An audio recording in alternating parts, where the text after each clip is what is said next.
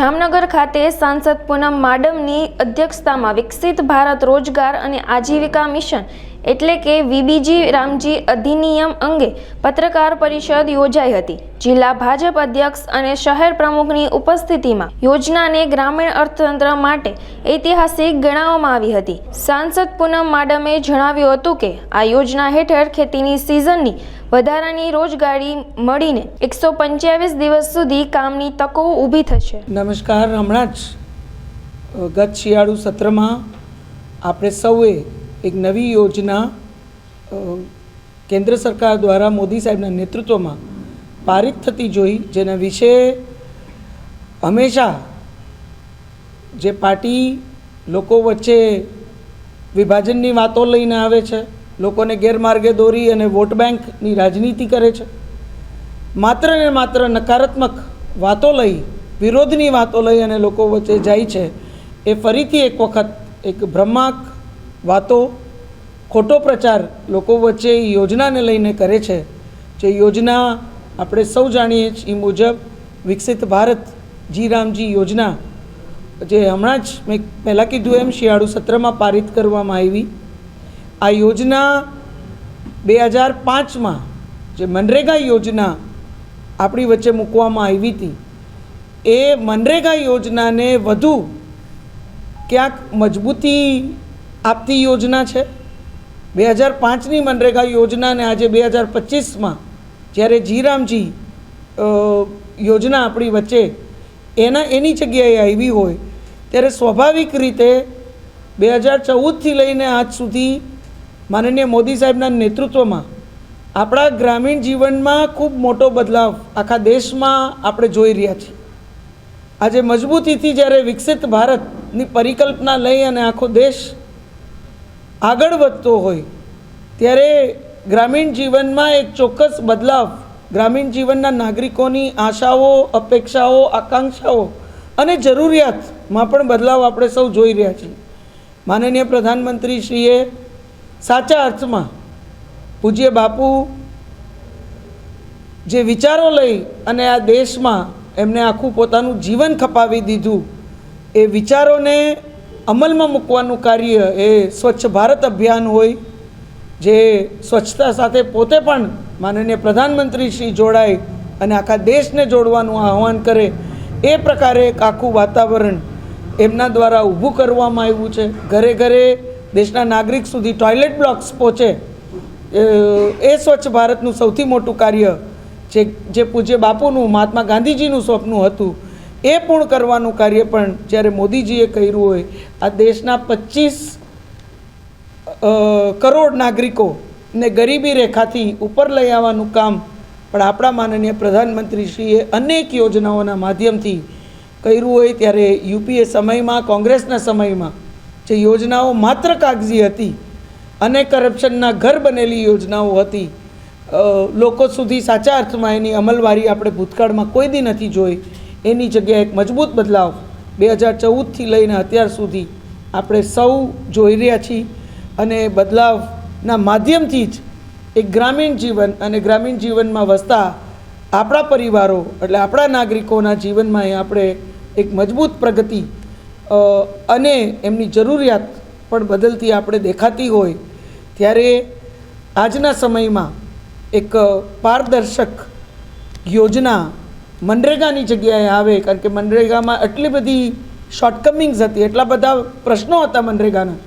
કે સાચા અર્થમાં કોઈ કામ મનરેગાના માધ્યમથી એટલે ઘણી અંશે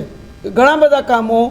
કાયદેસર જે રીતે એની ગાઈડલાઇન્સ મુજબ થવા જોઈએ એ પ્રમાણે થઈ ના શકતા, એમાં એટલા લૂપહોલ્સ હતા, એ બધું જ અત્યારના એમાંથી કાઢી અને ખૂબ જ પારદર્શક એક ટ્રાન્સપરન્ટ યોજના વિકસિત ભારત જી રામજી યોજના આપણા વચ્ચે શિયાળુ સત્રમાં બિલના માધ્યમથી આપણા દેશના કૃષિ મંત્રી આદરણીય શ્રી શિવરાજસિંહજી ચૌહાણ દ્વારા મૂકવામાં આવી। એ યોજના પણ અત્યારે જ્યારે આપણી વચ્ચે થોડા જ સમયમાં અમલમાં પણ આવવાની હોય, ત્યારે અત્યારે જે કોંગ્રેસ પ્રચાર કરે છે, જે ખોટી વાતો કરે છે, એમને ક્યાંક આપણે પ્રશ્ન પૂછવો જોઈએ કે જે પૂજ્ય બાપુનું નામ લઈને તમે આગળ વધો છો, તમારું રાજકારણ કરો છો, એ આજ સુધી તમે એમના નામે રાજકારણ કરવા સિવાય બીજું કોઈ કામ નથી કર્યું. તમે આજ સુધી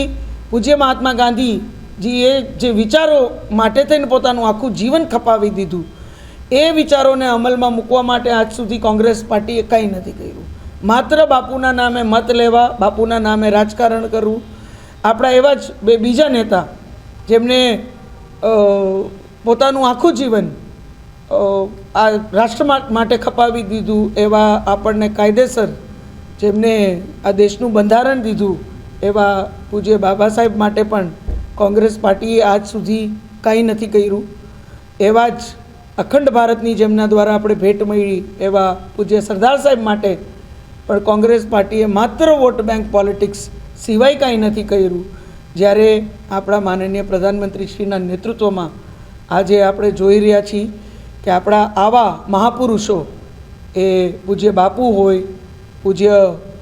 સરદાર સાહેબ હોય કે પૂજ્ય બાબા સાહેબ હોય, આ ત્રણેયના જે વિચારો છે, પૂજ્ય શાસ્ત્રીજી હોય, તે બધાના જ વિચારોને ક્યાંક અમલમાં મૂકી, યોજનાઓના માધ્યમથી પણ અમલમાં મૂકી અને એમના વિચારોને આપણે ચરિતાર્થ કરવાનું કાર્ય અને કાયદેસર એના માધ્યમથી એક વિકસિત ભારત સાથે તમામ વર્ગ જોડાય એ પ્રકારની વ્યવસ્થા ઊભી કરી છે. એટલે માત્ર વોટ બેંક પોલિટિક્સ કરતી આ કોંગ્રેસ જ્યારે વિરોધની વાત લઈને, નકારાત્મક વાત લઈને લોકો વચ્ચે આવે છે તો એક વાત એ ભૂલી જાય છે કે હવે લોકોને એમની આવી વાતો પર, આવા વિરોધ પર કોઈ વિશ્વાસ નથી રહ્યો. હવે લોકોએ એમને મજબૂત જાકારો આ દેશના ખૂણે ખૂણેથી આપી દીધો છે. હવે લોકો એમની આવી વાતોથી કંટાળી ગયા છે. આજના નાગરિકોને જો કંઈ જોતું હોય તો માત્ર સુવિધા જોઈએ છે, પ્રગતિ જોઈએ છે, સકારાત્મક સુરક્ષિત વાતાવરણ જોઈએ છે અને દિવસે દિવસે જે વિકાસ થાય, જે પ્રગતિ થાય એમાં પોતાને પણ જોડાવવું છે, પોતાના ક્ષેત્રને જોડવું છે અને મોદી સાહેબની જે પરિકલ્પના વિકસિત ભારતની છે એને સાકાર પોતાની સાથે સાથે આગળ વધતા કરવું છે. ત્યારે આવી નકારાત્મક વાતો લઈ અને જે કોંગ્રેસ પાર્ટી આવે છે ત્યારે મારે એમને એટલું જ કહેવું છે કે વિકસિત ભારત જી રામજી બિલ જે છે,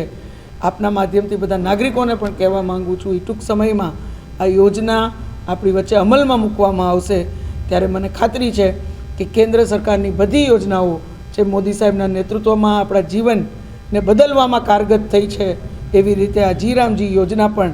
આપણા ગ્રામીણ જીવનને બદલાવ, ગ્રામીણ જીવનમાં વધુ સુવિધાઓ, માળખાકીય સુવિધાઓ જે આજ સુધી આપણે જંગતા હતા, કરી નહોતા શકતા, એ બદલાવ આપણે લઈ આવી શકશું.